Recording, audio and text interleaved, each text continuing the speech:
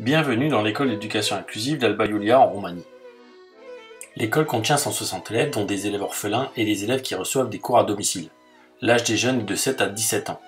Ici, il y a 54 professeurs qui travaillent, le matin principalement. L'après-midi, c'est pour les thérapeutes. Le nombre d'élèves par classe est entre 4 et 12. Les jeunes n'ont pas suivi d'école alternée pour la plupart. Ils sont tous issus du milieu rome. L'idée est d'utiliser le jeu, les travaux manuels et le mouvement pour faire passer les messages. On leur passe la notion d'hygiène, puisque certains d'entre eux n'ont ni l'électricité ni l'eau courante.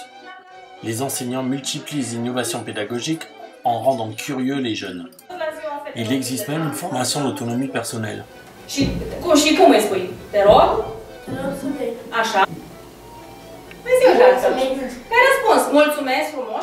On leur apprend même les formules de politesse et comment se tenir. La plupart sont illettrés et ne savent pas écrire. On leur apprend même comment il faut réagir par rapport à telle ou telle situation sous forme de QCM. Tous les supports sont utilisés. Le théâtre, l'oral, le tableau, la vidéo, les QCM, les smileys, le découpage, la musique, les arts, le dessin, le collage et tant d'autres. Voici d'ailleurs un cours de thérapie occupationnelle où une classe de 4 élèves doit créer l'arbre des désirs. Pas facile lorsque l'on n'a accès à rien. Ces adolescents sont issus de milieux très défavorisés, où les valeurs transmises sont souvent oubliées dès la grille de l'école franchie. Le travail est incessant et permanent pour éduquer à être inclus dans une société roumaine où la communauté tzigane est très souvent rejetée. L'école a tout son sens de véritable école de la vie. Les garçons ici veulent devenir chauffeurs ou maçons. Les enseignants n'ont qu'un seul but, stimuler, intéresser, rendre curieux, manipuler.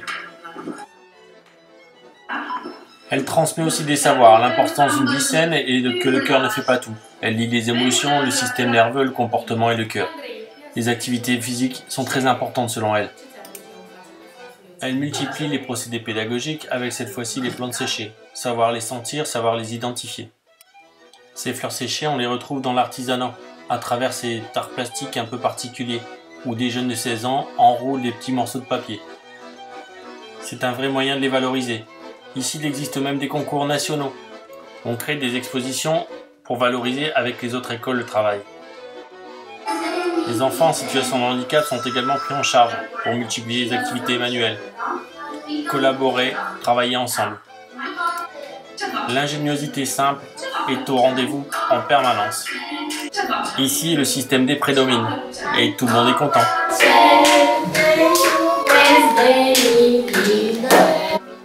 De manière générale, cette thérapeute-professeur travaille sur la motricité fine, écrire et lire. Aujourd'hui, c'est la motricité fine qui est mise en lumière. Ces deux jeunes sont vraiment chouchoutés. Après avoir tricoté et découpé, les voici dans les syllabes et dans l'écriture.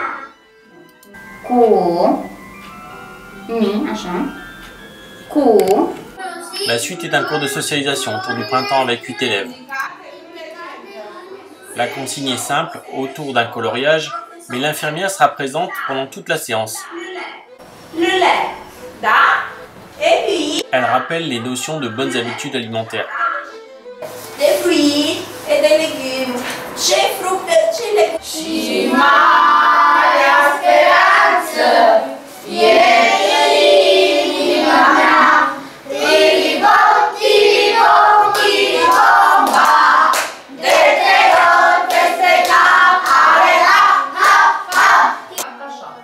La thérapie occupationnelle montre aussi combien les enfants savent se concentrer. L'âge n'a pas vraiment d'importance. Le résultat est assez impressionnant. Tout le monde est en réussite. Simon says, okay, it's enough. Ici, on s'amuse, on joue, on crée, on s'évade, on s'éduque. Chacun d'entre eux rêve à ses super-héros. Et j'ai la chance d'en avoir rencontré. Oui, ces deux personnes sont certainement les deux plus grands super-héros qui puissent exister. Ils sont responsables de l'orphelinat. 15 jeunes vivent en permanence dans cet établissement, une maison commune. Certains sont en situation de handicap, 2 adultes seulement pour s'en occuper. Certains garçons s'entraînent pour devenir super-héros.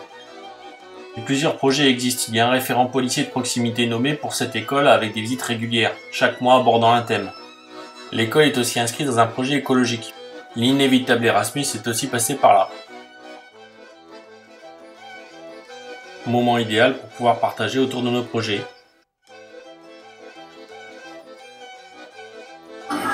Une des séquences préférées de ces jeunes est la Zumba aérobique. Pas question de rater la séance. En plus, tout le monde y participe.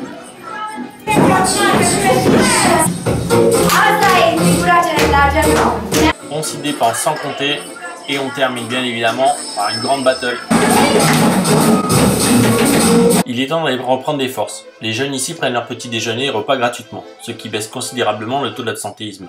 Les jeunes sont évalués régulièrement à travers des tests psychotechniques. Mais il faut également savoir que les enseignants passent chaque année des tests psychologiques pour vérifier l'aptitude à enseigner. En cas d'échec, le professeur doit consulter un psychiatre ou prendre des médicaments sous peine d'être destitué. L'école est ouverte de 8h à 17h et ils sont pris en charge bien évidemment également en EPS. Après avoir fait un appel en mettant soigneusement les filles d'un côté et les garçons de l'autre par taille, on peut commencer l'activité.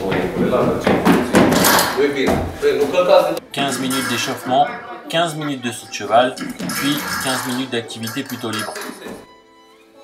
Chez le garçon, le défi physique est très important. Les conditions matérielles sont vraiment minimales.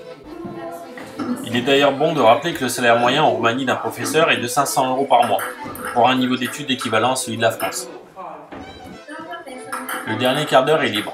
Certaines jeunes filles joueront à l'élastique, d'autres garçons au tennis de table, certains au football, et un combat de lutte va s'engager.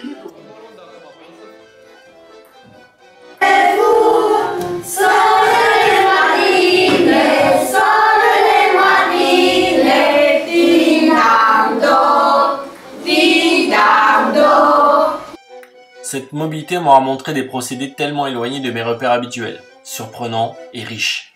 Ce que je retiens, c'est surtout les jeunes jugés difficiles, pouvant à 16 ans créer des décorations d'artisanat très fin, et des jeunes filles qui parfois se marient à 14 ans et sont maman à 15 ans, jouant à l'élastique dans un cours de récréation. Il faut féliciter tous ces professeurs et thérapeutes qui tentent de faire avancer ces jeunes qui, dès la porte d'école passée, se retrouvent dans un monde un peu particulier. Je peux vous affirmer qu'ils ne vivent pas sans règles ni instructions. J'ai surtout vu des jeunes curieux de parler français et de rire ensemble.